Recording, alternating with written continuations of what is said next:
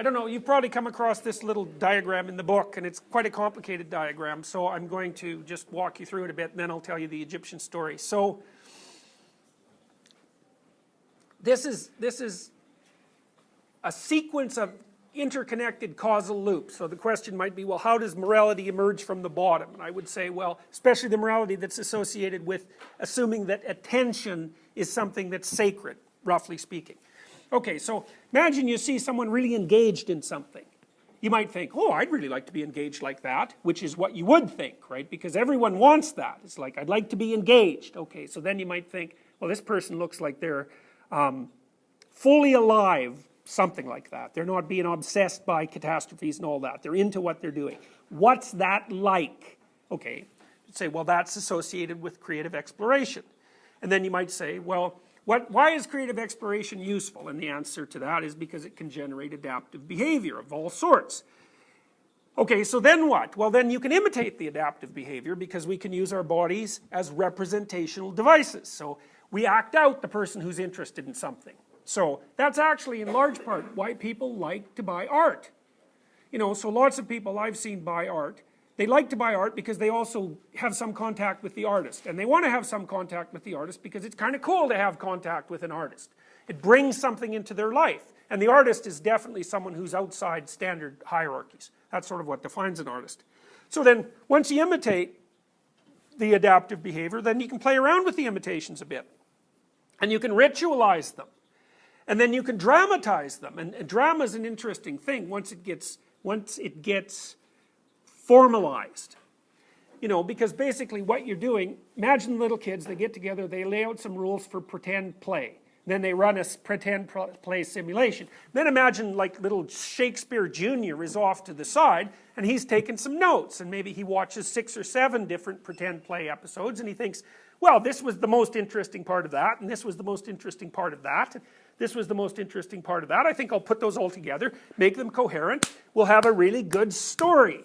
And what the story is an articulated representation of a dramatic representation of a set of procedures. It's 2 orders of abstraction, right? And you know this because when you read a book, I mean, this doesn't happen to me anymore because I think I've read too many books, but I can remember when I was a kid, when I was reading a book of fiction, it was as if what was being described was playing out in my imagination as embodied figures. So, you know, sometimes you go to a movie of a book you've read and you think, oh, that person doesn't look anything like the person in the book, you know, because you have a representation of what the person is like. I've found as I've got older that, and I don't really understand this, is I don't have that anymore, but I still understand the books. So I must have become so automatized that that's all gone. It's a loss, I would say. But anyways, it doesn't matter.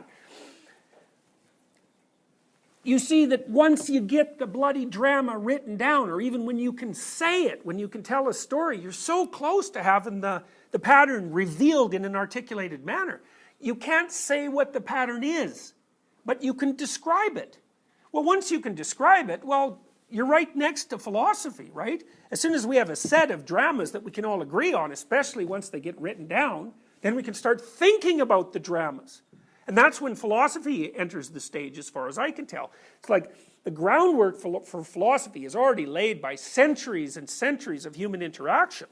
And we keep abstracting that up to the point where we can represent it, and then we can pull out general principles. And we discuss them and debate about them, but that's the birth of philosophy.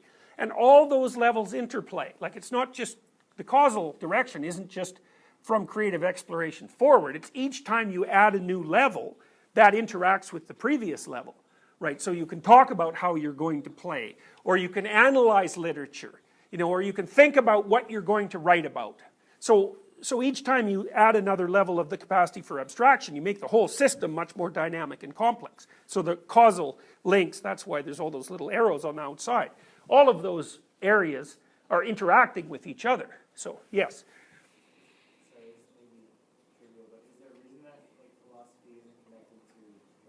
Yeah, too many arrows.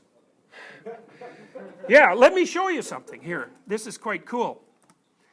See that? Did I show you that before? Oh, this is so cool. It's mind-boggling, this thing. Okay, so the horizontal line, you see all the little squiggles that are underneath that? Okay, every one of those lines is a biblical verse. And the length of the line corresponds to how many references there is to that verse in other places in the book. So you look at the bloody thing, man, that thing's hyperlinked like mad. And that's partly why the book, think about this book, like a normal book, really what you do. No. You go see a movie and there's a timeline. There's a beginning and a middle and an end. But it's illusory, right? Because the person who was writing the movie saw the whole thing at once, and so they could use their knowledge of the ending to fiddle around with the beginning. And they could use their knowledge of the middle to fiddle around with the end. That doesn't happen in real life. So you can lay this out. Now, imagine you've got a story, and it's like 5,000 years old, and 150,000 people have edited it. And they all knew the end and the middle and the beginning, and they just go like this. Well, this means this, and that refers to this, and that refers to this, and that refers to this, and this means that, and well, you end up with that. It's like, it's infinitely dense. You can't get to the bottom of it. There's no way.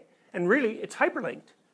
So you could say that, in a sense, the Bible is the world's first fully hyperlinked document.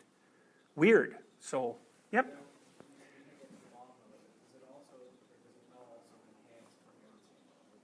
Yes, and part of that's actually conscious. Like, one of the things that people do when they're criticizing Christianity is say, well, if you look at the gospel stories, for example, there'll be a little story about Christ, and then there'll be this line that says, thus fulfilling Isaiah's prophecy. And the biblical scholars say, look, that was put in later, and the reason it was put in later was because the hypothesis of the Savior is nested in the Old Testament. And it keeps partially coming true with all these prophets. So a prophet is like a partial Savior. And in the Old Testament, prophets are just popping up like mad, and usually what happens is Israel gets degenerate for one reason or another. It's because the king isn't being a good Marduk, basically. And so then a prophet who's very insightful, like Nietzsche or Dostoevsky, pops up and says, hey, you're not paying attention to the orphans and the widows, and you better get your act together, because otherwise God's going to come along and like flood you out, or your enemies are going to stream in. And of course, often, weirdly enough, the kings listen, because they think, God, this person is either completely insane, or God's talking to him, because otherwise he wouldn't be marching into the court when I could have his head cut off with 1/10 of a second's orders. So often they kind of half pay attention. But what happens, and this is Northrop Frye's interpretation fundamentally, is that the whole Old Testament is the construction of an empire, Israel, its collapse because of its failure to follow the fundamental moral order. Then it rises again, collapses, rises again, collapses. The first story like that is the flood, right? And that's a really, really old story. You know, the Bible doesn't get quasi-historic until Abraham. The stories before that, so that would be like the creation of the world, Adam and Eve, the Tower of Babel, Cain and Abel. No, that's later. Noah. And then the Abrahamic stories start, and that's more like the history of Israel, even though it's also mythologized. The first set of stories, man, those things are old. Who knows how old? Really old. 50,000 years old, maybe. They're old. So, anyways, what happens across time is that people have all these biblical books, and it's like what the Mesopotamians had to do in order to organize their society. It's like, oh, we've got all these writings, they're all sacred, hypothetically. They contradict each other. They don't seem to be in any order. Like, what are we going to do about that? And so then there's this collaboration of minds across centuries to think, oh, well, it kind of looks like this might go there, and then this might go there, and this refers to that, and this refers to that. And so it is, it's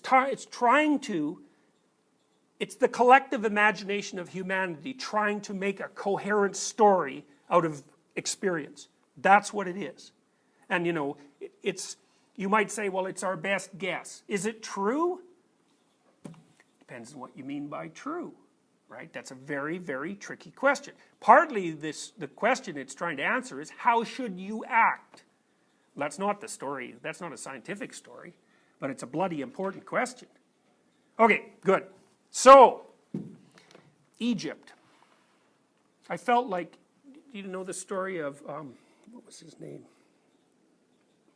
Who discovered buoyancy? He ran through the streets. Eureka. Who was that? Archimedes?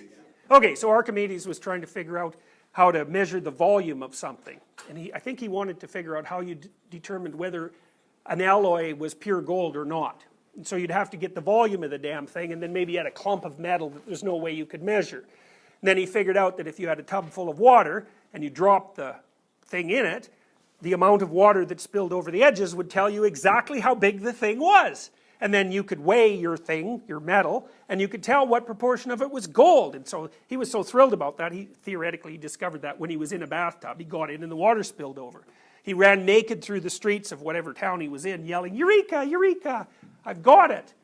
So that's an insight, right? So I felt like that when I read this Egyptian story, and I thought I figured it out. So because I thought, wow, that's mind-boggling. So here's the story. So we got to show you some of these characters.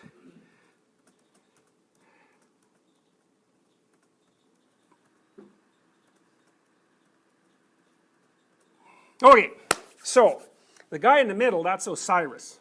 He's on this pillar. So he sort of represents what pillars represent, which is what hold things up. Okay, and then the guy on the left, that's Horus. And Horus he's got the head of a falcon. Okay, and the reason for that is that falcons fly around, so they're not attached to the ground, and they can really, really, really, really see. Like they're birds of prey, and they're about the only animal who can see better than us. So, like raptors, birds of prey, they can see like mad. Think an eagle, if an eagle was standing on the top of the Empire State Building, it could see a dime on the sidewalk. So it's like, go eagle. And then the one on the right is Isis, and Isis is queen of the underworld. Okay, and then there's one other character here. You see, that's a Madonna and child, basically. There, that character, that's Seth. And Seth he's a bad guy. Now, no one knows what the hell Seth is. You know, nobody's been able to figure out what kind of weird animal that is. So, who knows? But those are the four main characters. Okay, so now you got to know how they interact here. So, you got Osiris, and the story, there's variants of this story, many, but I'm telling you like one sort of canonical variant. So, story of Osiris and Isis and Horus. Yeah. So, and this is the story upon which Egyptian civilization was based, although it was a very old civilization, right? It lasted for thousands of years. So, Cleopatra, there's less time from Cleopatra to now than there is between Cleopatra and the pyramids. So that kind of tells you how old Egypt was. It's like old. Major civilization. Lasted a long time. Had a powerful story, a powerfully organizing story, right? Way older than the history of Judeo-Christian civilization, say, 2,000 years. Older than Chinese history. It's old. China goes back a long ways, though, so, you know, maybe it's not older than China, but it's up there. Anyways, Osiris. So Osiris was the god who established Egypt. Okay, so he's like George Washington. If you had George Washington 2,000 years from now, then George Washington would be Osiris, because he'd be mythologized, right? So basically Osiris represents all the good things that the Egyptians did to establish order from chaos and set up the society. So Osiris, he was a great hero when he was young, and he did all sorts of heroic things, and he established the state of Egypt, and he rules over it. But he's kind of old. And he can't see as well as he used to, and he's little on the muddle-headed side, but worse than that. So he's archaic and anachronistic. And so what that indicates is that, well, just like the Americans are experiencing with their Constitution, it's like, things a little on the old side. What should we do with it? Well, we should update it. It's like, well, we don't want to update it in a way that makes all chaos break forth, you know. So anyways, things get archaic just because they exist, right? So if you set up a system of rules, it's supposed to adapt to this environment, but the environment keeps wiggling around, right? So you have to chase it with the rules, and you have to update the rules as the landscape changes. And that's, the biologists call that the Red Queen problem, roughly speaking, which is a reference to Alice in Wonderland. So Alice goes down the rabbit hole, and she finds the Red Queen. That's the queen of chaos, Mother Nature. And she's always chopping people's heads off for arbitrary reasons. It's like, yeah. And one of the things she tells Alice is, here in my kingdom, you have to run as fast as you can just to stay in the same place. And that's the chronic human problem. It's the problem of entropy, right? Is that you build something static, but things aren't static. So even if it's a useful thing you've built, First of all, you got to maintain the hell out of it because it's just going to fall apart. But worse than that, the environment's running away from it. And so your computers have Osiris problems all the time. It's like they're just lovely for the first 3 years that you own them, and then they're bricks. And it's because the underlying landscape is so dynamic that the structure loses its validity. You can almost watch it lose its validity, right, as a consequence of the exponential increase in computer intelligence. So Osiris, great guy when he was young. Little, old-fashioned, and worse, he's willfully blind.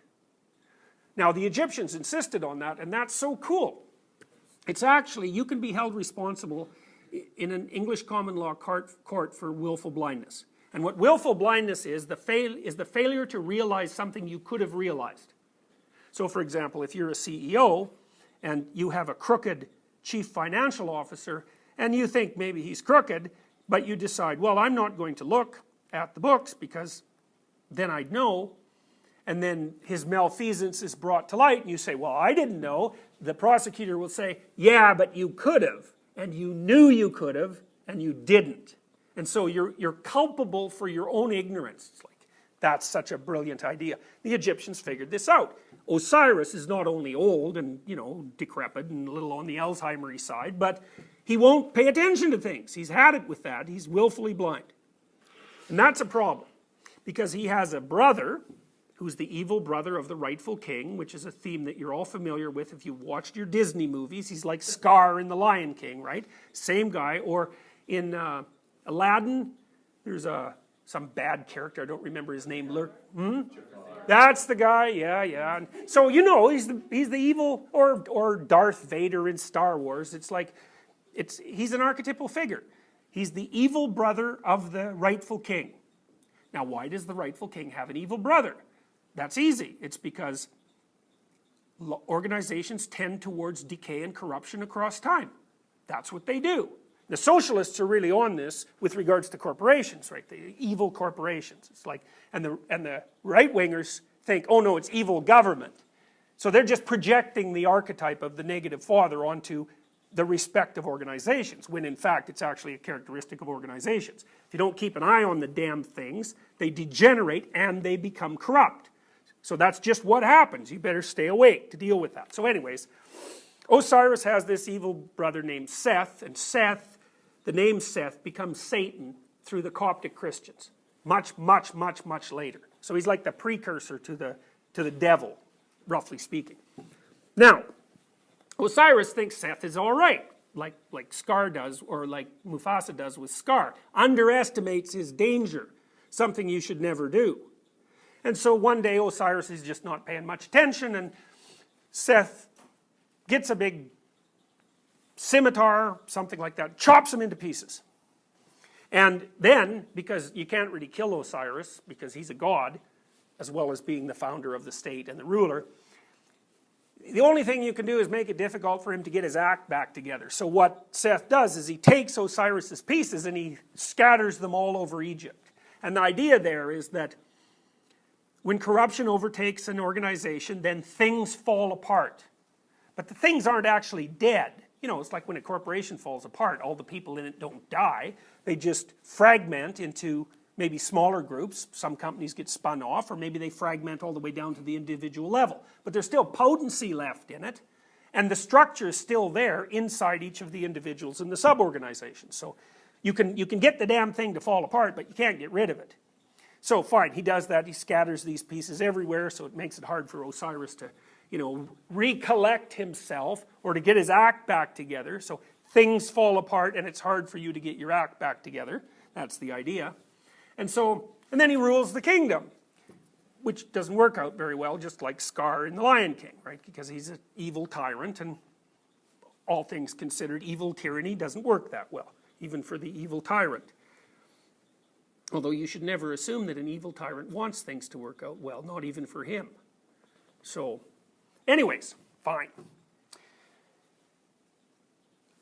Osiris has a wife, Isis. Now Isis, she's a major league player in ancient mythology. Isis is queen of the underworld. And it's a real toss-up if you look at archaic cultures, whether the top god is the guy, or the order guy, like Osiris, or the top god is Isis, who's queen of the underworld. It's like, it's 50-50 for sure. And well, Isis represents chaos and Osiris represents order, and they should be in balance. Like, you know, if they're in harmonious balance like Apsu and Tiamat, then they produce all sorts of productive things. And if one overwhelms the other, well, then it's not so good. So they should be a harmonious couple. Okay, but now Osiris is dead. Whack, he's chopped up and spread everywhere. So up Isis comes out of the underworld. Well, that's what happened when the Americans invaded Iraq. It's like, well, Osiris is gone. Yeah, but what about Isis? Oh, we forgot about Isis. Up she comes. Chaos. It's like, there it is. So is it better? Not obviously. So you never want to forget about Isis. So anyways, Isis, she's not that happy that Osiris is gone because that's her husband, right? And she thinks, well, that's not so helpful. So what she does is she runs around Egypt trying to find his phallus. And the reason for that is because it's the seminal apparatus, right? It's the seed of the new thing. So what she does is she finds his phallus and she makes herself pregnant with it. And so, bang, she goes back down to the underworld. But now she's impregnated. And so what does that mean?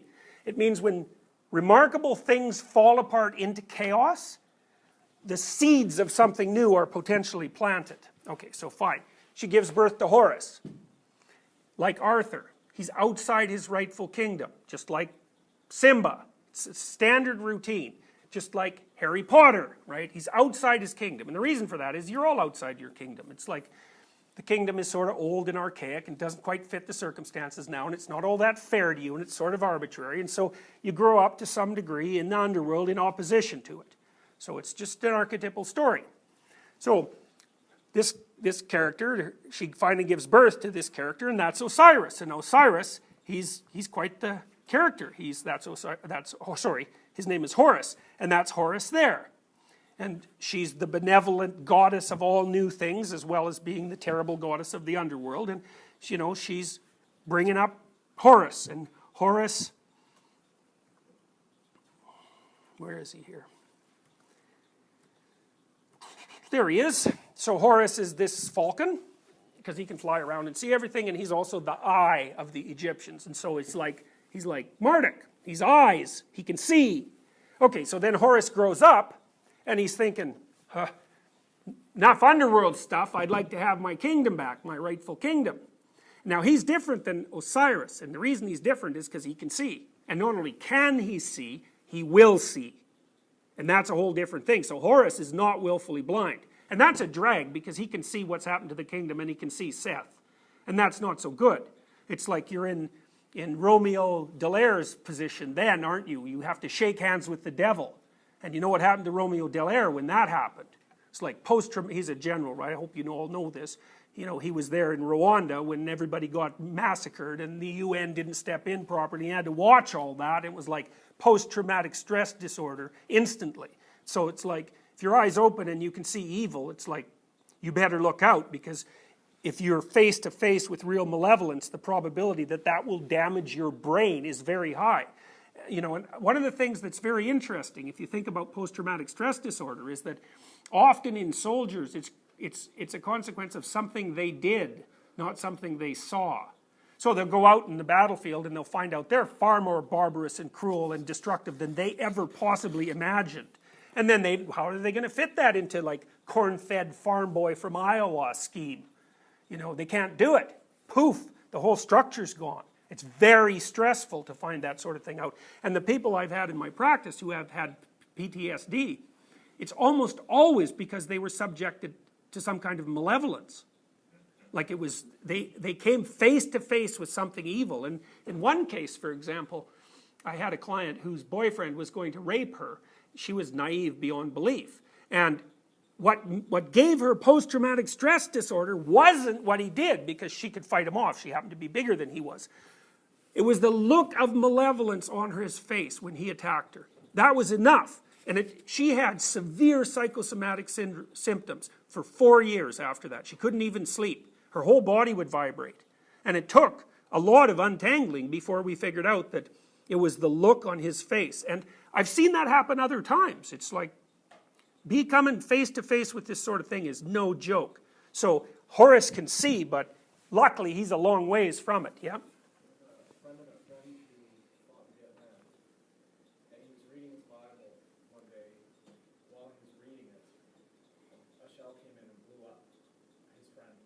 And the synchronicity of his reading the Bible and that really messed with him. Yes, I can imagine. He ended up becoming an astrologer. I thought about it later, I thought that actually, he sacralized synchronicity. Yeah. He found some way of making... That's right. That's a net, hey? That's to put the chaos back in a net. One thing you might want to know about Hitler is that one day in World War I, he got a medal for bravery in World War I, by the way. So Hitler was all sitting around with his buddies in a trench, and he went off to relieve himself, and when he came back, they were all dead, because a shell had landed right in the middle. And so that gave him the idea that he was saved for something special. And I can tell you, if that happened to you, you would feel, because what are your options?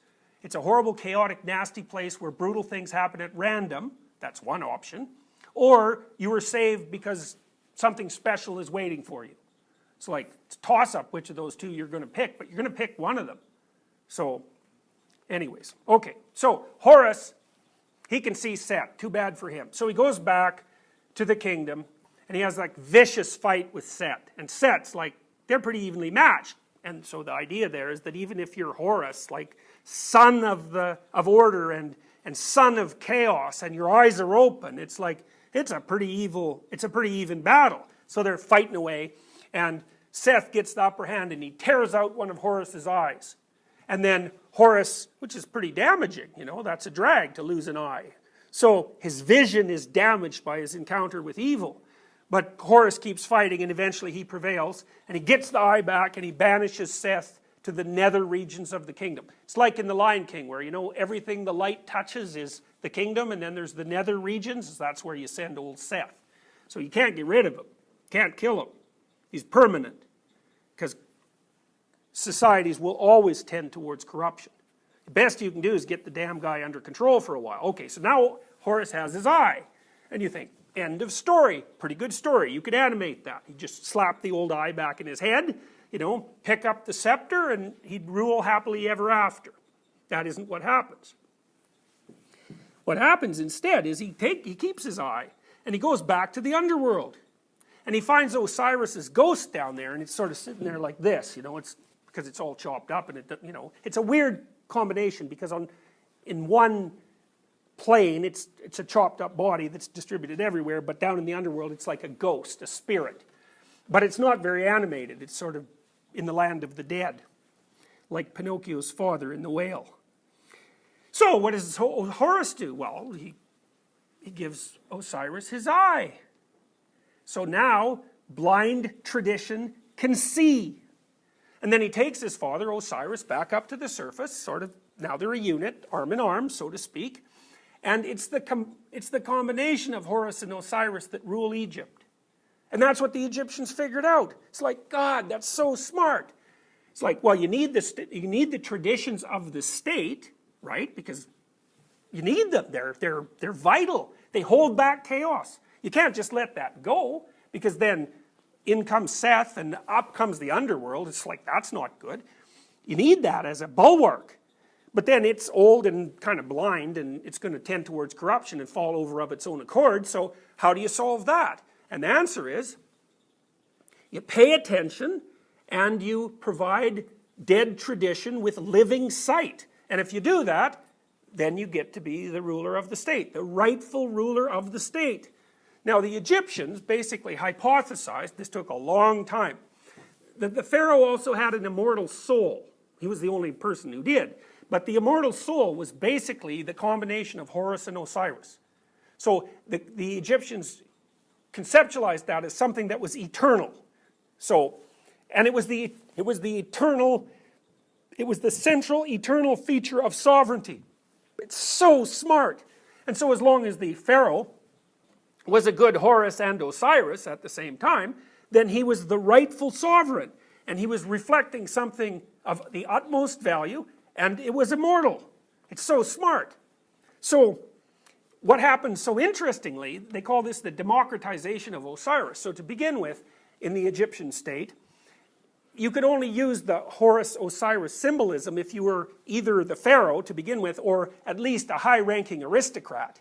But what happened as Egypt progressed, so to speak, as it developed across time, is that the right to use the symbolism that that was the Horus-Osiris conjunction drifted down the dominance hierarchy.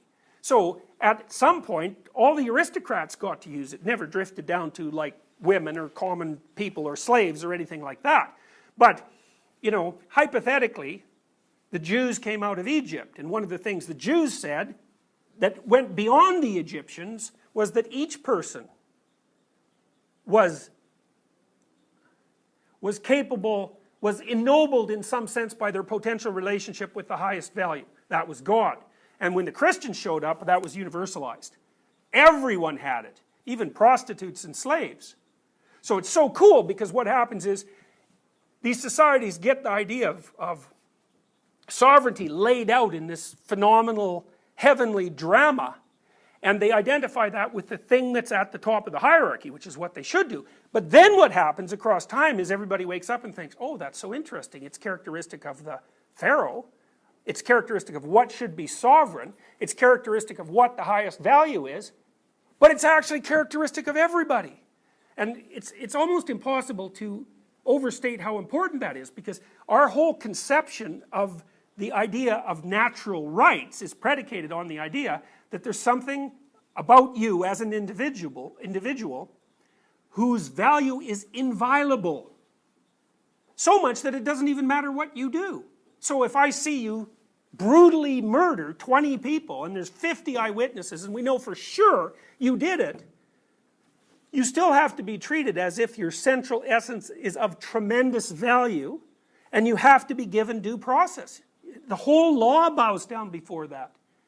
And so then you think, well, do people believe this sort of Horus-Osiris combination and its relationship to what's ultimately valuable, and the fact that that's embodied in every person? It's like they certainly act like they believe it, and if they ever encounter a violation of that in practice, especially social practice, everybody's jumping up and down and complaining. It's like, you're trampling on my rights. What do you mean? Where'd those come from? What are they? And are they real or not? And if they're not real, well, then I can trample over them all I want, because they're not real. But if they, and then we can just have an argument about what human beings are like. But if they are real, and they're reflective of an underlying principle that's continually attempting to manifest itself in a sense from the bottom up, you better not break the rules, because you're really going against the cosmic order. So that's the Egyptian story. It's like, it's mind-boggling. It's no wonder that story had enough dynamism to propel a whole culture across several thousand years. It's like, it's a staggering achievement. So would you say the violation of the unviolable rights that these sort of all individualized, and the Egyptians are whichever level when that fully happened, do you think that the violation of those is sort of a primary disgust reaction, like why things like murder and rape are so fundamental? Yeah, no, so that's a really good observation. That's just one of the things that that's something new that I've figured out about all of this in the last 5 years. For a long time, I still haven't got this right. It's like, okay, what is your reaction when one of those principles is violated? So this is like the terror management question, right? Well, for the terror management people, it's fear. But there's a real problem with that, because conservatives tend to be less neurotic than liberals. And conservatives, who have more of a propensity for right-wing authoritarianism, are more likely to get upset when rules are violated. But the rules seem to be, so I think it's more, or I thought that it was more, no, it's not exactly, if your rules get violated, it's not exactly fear, although fear is part of it. It's the disintegration of your motivational states into general preparation for readiness. So that's more like a generalized stress response. And so everything goes on so that you're able to deal with what happens next. It's like Gottman's married couples when they're the ones that are going to get divorced, right? They're very calm on the surface, but underneath it's like the underworld, all hell is broke loose. But then there's been a twist in that, because there's a bunch of data coming together from all over the world that basically goes like this, is that right-wing authoritarianism seems to be based on purity. And purity is disgust control. And there's a deep biological root for that. Like, people who are disgust sensitive and concerned with purity have better standards of hygiene, and they do tend to live longer. But they're also very much against, temperamentally, against any form of sexual contact that isn't bounded by the social contract, and they don't like foreigners. But that's all a clump, it's all the same thing. And then we found recently, we haven't published this yet, we found recently that we know conservatives are more conscientious than liberals.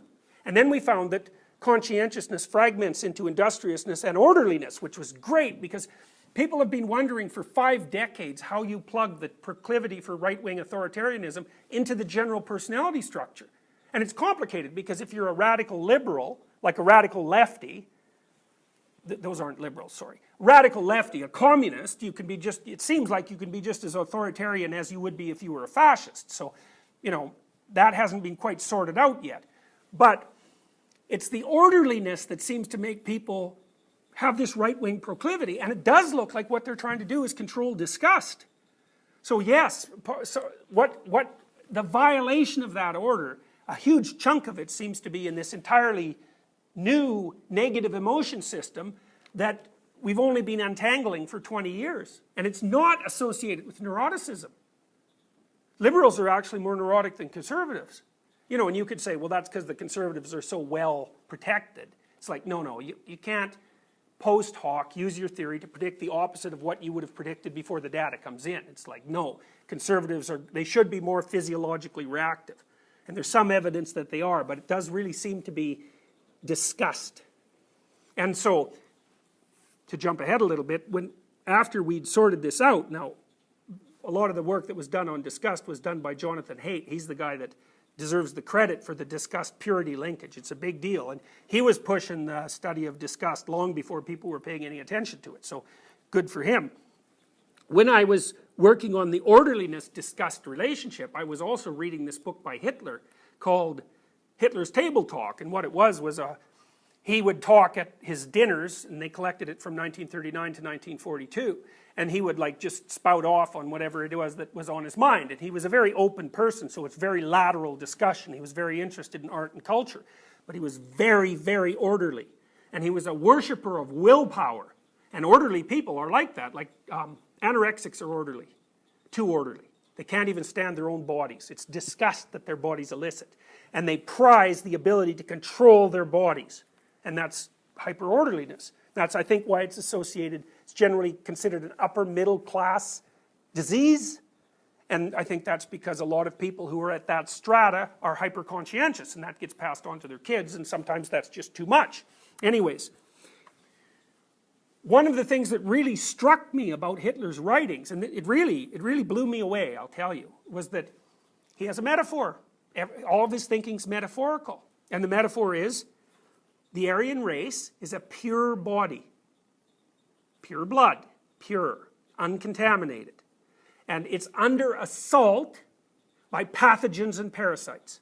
Now, as soon as you know that, bang, you've got the underlying dynamic of his appeal to the masses. And Germans, hey, they're orderly.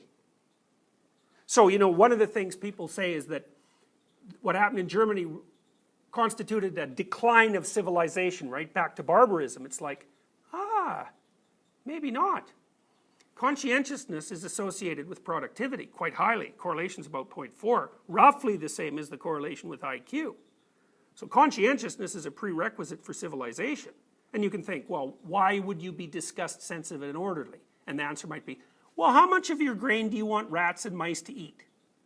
Because they eat lots of it, right? And keeping the insects out of the food store, that's really, really hard. So if you're going to store things up, which is what you're going to do if you're going to be civilized, you better start to be concerned with hygiene. You know, so those things are going to go together. Well, Hitler was hyper orderly and hyper disgust sensitive. He'd wash he bathed 4 times a day. And he was very, very happy about the ability to stand in the back of his car, his parade car, and keep his arm out like this for 8 hours. He thought of that as the triumph of the will. You know, and the will seemed to be associated with this propensity towards orderliness. So another thing that's really interesting, and I still don't exactly know what to make of this, because it has complicated my conceptualizations, because a lot of what I'm going to show you is based on fear and horror. And horror is more like fear plus disgust. It's the difference between the Blair Witch Project and the Texas Chainsaw Massacre. They're both horror movies, but One is pure fear and the other is almost pure disgust. So disgust seems to be a huge element of this, and it is a primary response by orderly people to the violation of moral norms. Now, here's something weird. There was a paper published in PLOS One about a year ago, and what these people did was they did, I think, a within and a cross-country survey. And this wasn't in developed countries. So the question was, how much infectious disease was there in each of these geographical locales? And the next question was, how right-wing were the people who occupied those areas at the individual level? So they weren't interested in what the government was like. And what they found was that the correlation between the prevalence of infectious diseases and right-wing authoritarianism at the individual level was 0.6. It's like, and if you know anything about statistics, when you see 0.6, you just fall over and hyperventilate, because that never happens. It's an effect size it's bigger than 99% of the effect sizes that you'd ever encounter in the social sciences. It might be 99.9%. That's a negative correlation between... Higher the infectious disease rate, the more right-wing totalitarian the population. Why? Well, why do you think? They're regulating interpersonal contact and sexual behavior. Why? Well, think about it. You know, they're trying to minimize disease transmission vectors fundamentally. Now, they're not trying to do that. You know what I mean? It's an adaptation. Keep yourself out of contact. Keep yourself isolated. It's like a psychocultural adaptation. Yeah. Because it takes place within a generation. Well, I don't know. I don't know that, you know, because in lots of those places there have been infectious diseases for a very long period of time.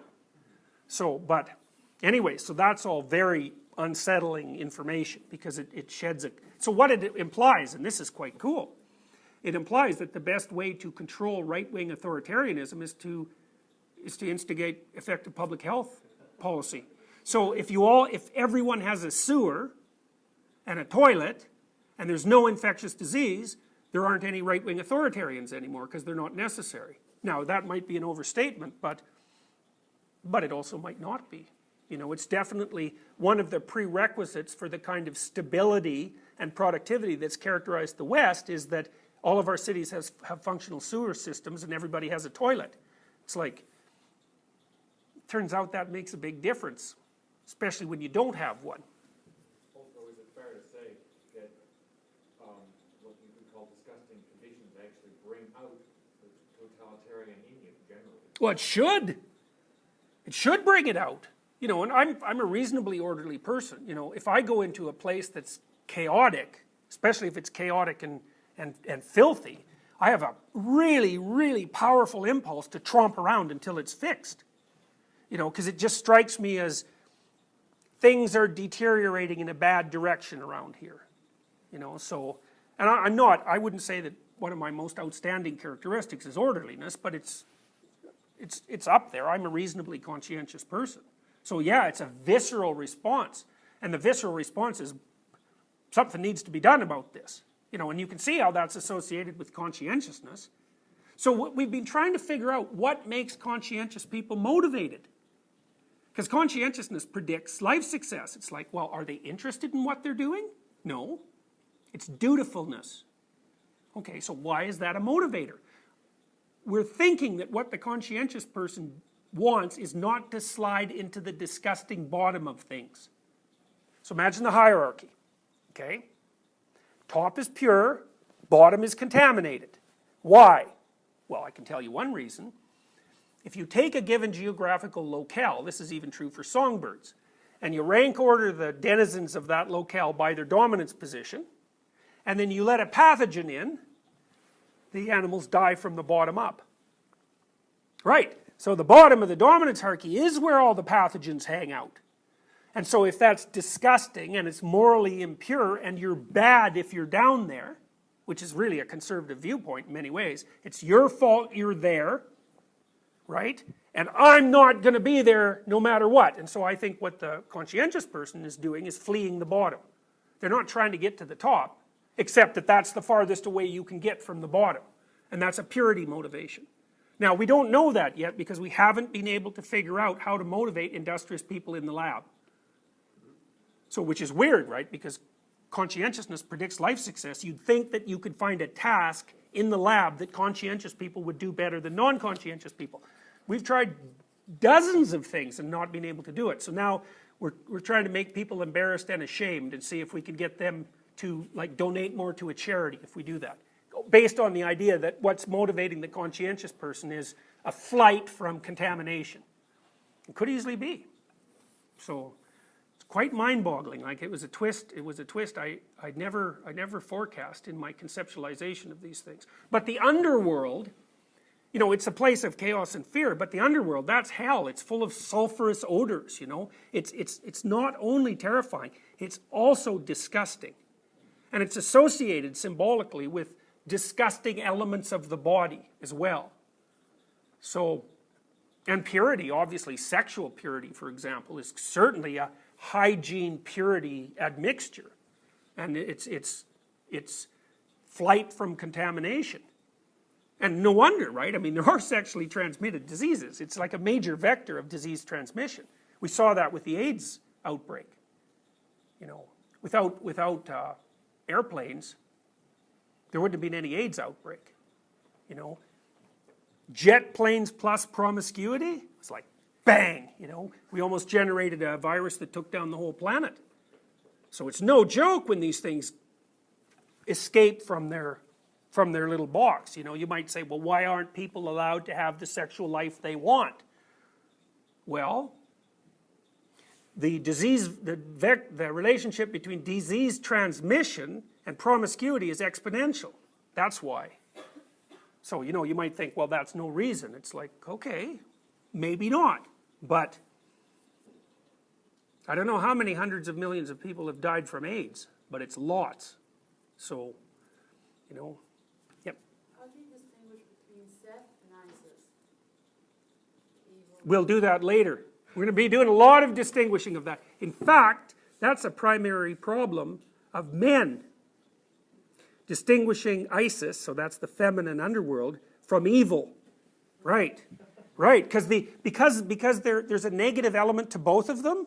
If you haven't differentiated properly, then the woman can carry that whole load. That happened to some degree with Eve, for example, in the Genesis story. It's so interesting, because if you read Genesis, we're going to talk about that later. The person who looks really bad in Genesis isn't Eve. The person who looks really bad is Adam. You know, so Eve offers him the apple, and like a dunce, he takes it. But then God comes along afterwards. He's all self-conscious now, and so is Eve. And so God comes along to have a little walk with Adam like he's used to doing, and Adam is hiding in the bushes because he's naked and he doesn't want God to see. And so God calls him on it, says like, hey, buddy, I can see through bushes, you know. Come out here where I can talk to you. And Adam says, oh, I'm naked. I can't come out. And God says, how do you figure that out? And Adam, being the heroic creature that he was, said, you know that woman you made for me? It's her fault. It's like, well, who's the villain in that story? He's such a weasel that when he gets called on his disobedience, the first thing he does is blame the woman. It's like, yeah, well, that's an archetypal story, I'll tell you that. You know, so the temptations of Eve, you know, it's like the rapists who blame the attractiveness of the woman for the rape. It's like, the devil made me do it, you know. So anyways, it's very difficult to distinguish one form of negative from another. And partly what we're going to do when we go through the symbolic differentiation process is put things in their proper place. So I would say, that's this.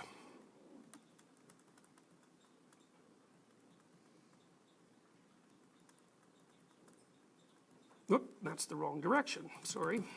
I want to show you this one diagram and then we'll stop.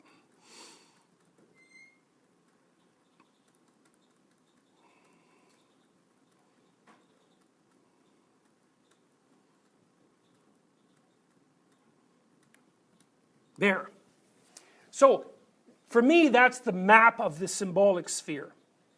Okay, so what you have in the very background is the dragon of chaos. That's the absolute unknown as such. So you can think about it as the chaos from which everything else emerges. So that's the unknown unknowns. Okay. On top of that, there's a feminine layer. And that's the Great Mother. And the Great Mother has a positive aspect. She's mother of all things. And she has a negative aspect. And she's the angry Tiamat, the force of death that pulls all biological creatures back into her grasp. Creation and destruction. So on top of that, there's culture. And culture protects you from the Great Mother, just like with Osiris, Isis stays in the underworld where she belongs. But culture has a negative element and a positive element. So it's patriarchal, it's represented by masculine figures, but it has an element that offers order and an element that offers tyranny. And there's always a balance between those two. And so if you're a conservative, you think hooray order, and if you're a lefty, you think oh no tyranny. And you're both right? Because every organization tends towards tyranny and supports you at the same time, so it's right. On top of that, there's the archetypal individual. That's also represented in masculine form for reasons that we'll get into later. But it has a positive and a negative too. And the positive is the creative explorer moving out into the darkness with eyes open. And then there's the counterpart of that, which is the thing you shake hands with when you're Romeo Dallaire and you shake hands with the devil. And that's the individual too. And one of the things you can think about this, but one of the things that I really like about this map is that I think it's the antidote for ideology. And the reason for that is that you can map ideologies onto this map, but the ideologies only give you half the story. So like the left-wing story would be lovely, virginal Mother Nature being tyrannized by the evil corporations as civilization advances, led by the adversarial individual. But the right-wing story is the heroic individual bringing order into chaos to avoid the destructive element of the natural world. So that's like the frontier myth that settled the United States, right? Heroic pioneers moving civilization into the chaotic unknown. You can just slam those two together. And then you got the real problem, which is that nature / the unknown is a creative source of everything, and it will pull you into pieces if it has the opportunity. And then culture, it's like you can talk and it's warm. You better be happy with culture. But the probability that it's going to take you and crunch you and try to turn you into a cog is like, yeah, that's what it's going to do. That's what it does. And then there's you. Well, yeah, you're wonderful, interesting, great creature, but look the hell out. So, and that's right. And I think the archetypal stories do a lovely job of continually bringing those elements together. So, well, okay. So that's good enough.